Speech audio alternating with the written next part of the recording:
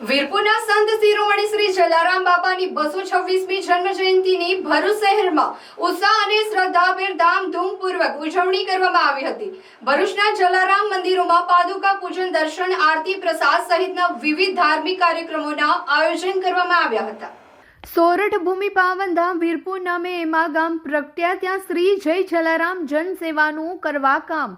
રાજકોટ જિલ્લાના જેતપુર તાલુકાના વીરપુર ગામે ઠક્કર કુળના લોહાણા સમાજમાં સંત શિરોમણી શ્રી જલારામ બાપાનો સંવંત 1856ની સાલમાં કારતક સુદ સાતમના દિવસે જન્મ થયો હતો।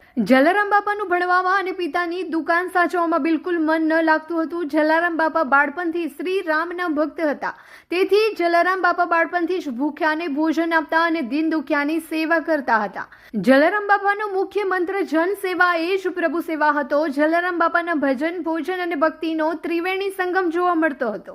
ટુકડો ત્યાં હરી ઢુકડો અને દેને કો ટુકડા ભલા લેને કો હરિકા નામના સૂત્ર સાથે જલારામ બાપા સાધુ સંતોની ખૂબ જ સેવા કરતા અને દાન દક્ષિણા આપતા હતા। 17 વર્ષની ઉંમરે જલારામ બાપાએ બોજલરામ બાપાને પોતાના ગુરુ બનાવી તેમના આશીર્વાદથી વિક્રમ સંવત 1836ની સાલમાં સદાવ્રત શરૂ કર્યું હતું, જે આજે પણ 188 વર્ષ સતત અખંડ ચાલુ જ છે।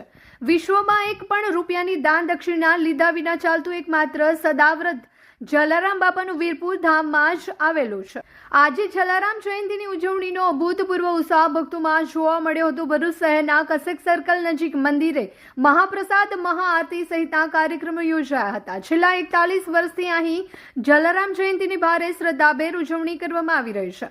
જલારામ બાપાની જન્મ જયંતિ નિમિત્તે શહેરમાં સવારથી જ ભક્તોએ મંદિરમાં દર્શન કરી પૂજા અર્ચના કરી ધન્યતા અનુભવી હતી। ભરૂચ શહેરના અન્ય મંદિરોમાં પણ આ નિમિત્તે વિવિધ ધાર્મિક કાર્યક્રમના આયોજન કરવામાં આવ્યા હતા।